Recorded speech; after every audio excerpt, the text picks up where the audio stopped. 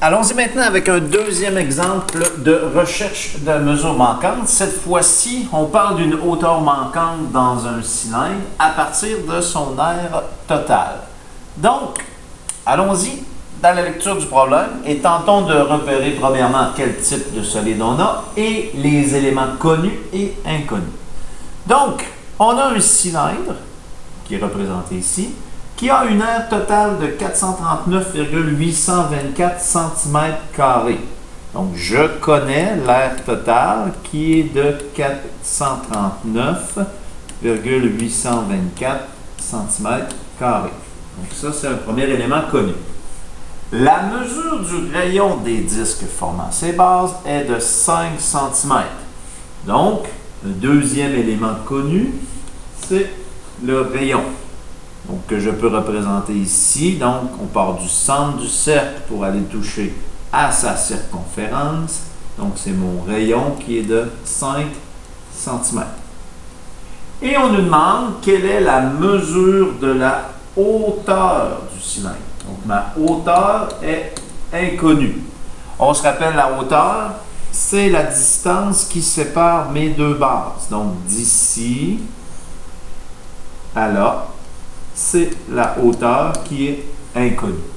Donc, je connais l'aire totale, je connais le rayon et ma mesure manquante est la hauteur. Donc, puisque je connais l'aire totale, je vais commencer mon problème en indiquant les formules de l'aire totale d'un cylindre. Donc, l'aire totale du cylindre qui se décompose en aire latérale plus l'aire de mes deux bases. L'aire latérale du cylindre qui est le périmètre de ma base fois la hauteur du solide.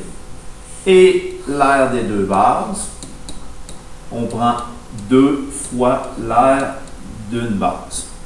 Donc ici, pour être sûr et certain qu'on parle de la bonne chose, la base du cylindre, ce sont les deux cercles qui sont ici. Donc un cercle qui est de rayon 5 cm.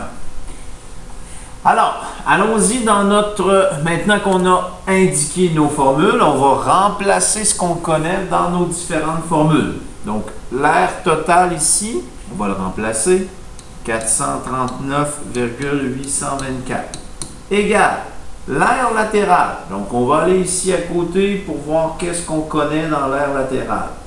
L'aire latérale, c'est le périmètre de la base.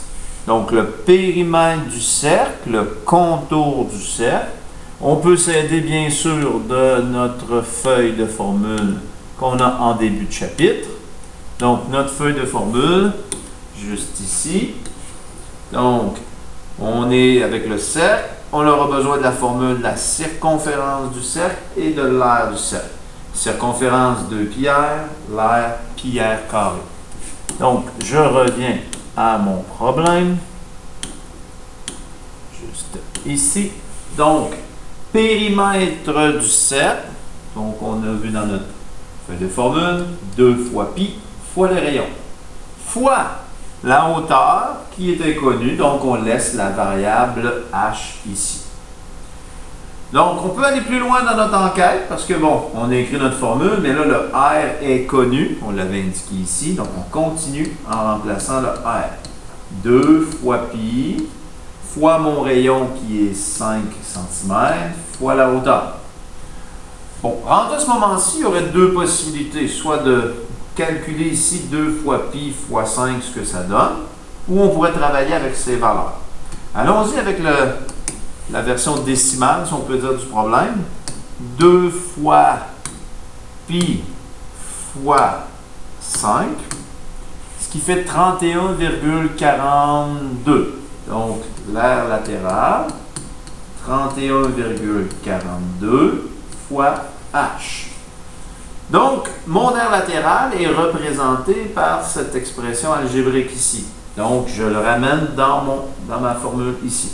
Donc, 31,42h plus, maintenant, l'aire des deux bases. Ça nous ramène ici, l'aire des deux bases, 2 fois l'aire d'une base. Donc, 2 fois l'aire de mon cercle.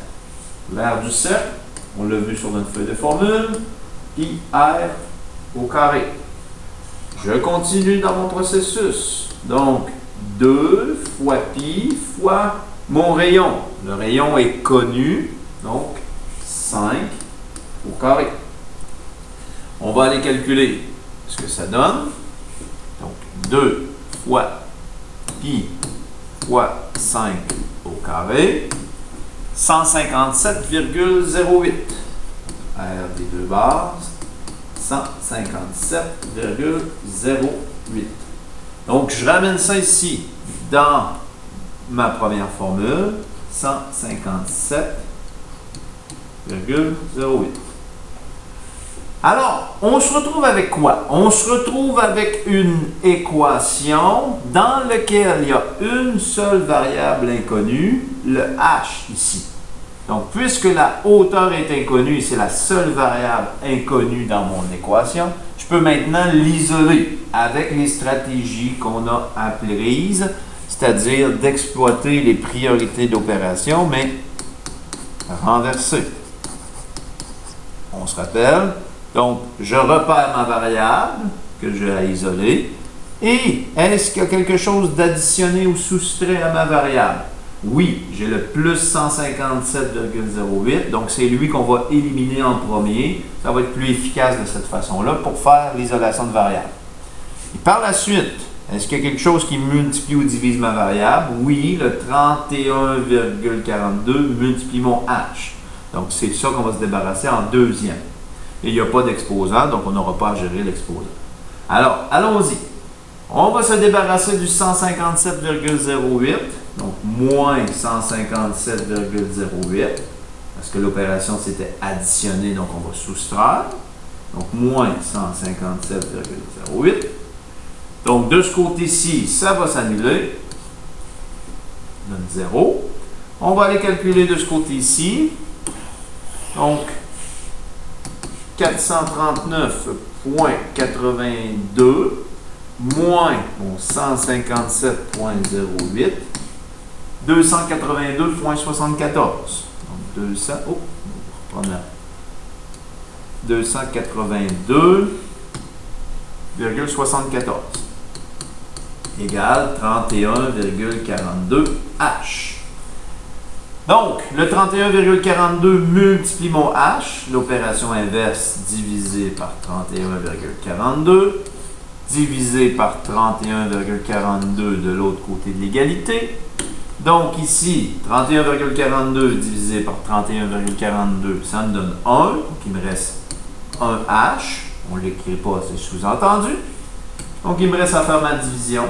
Divisé par 31,42.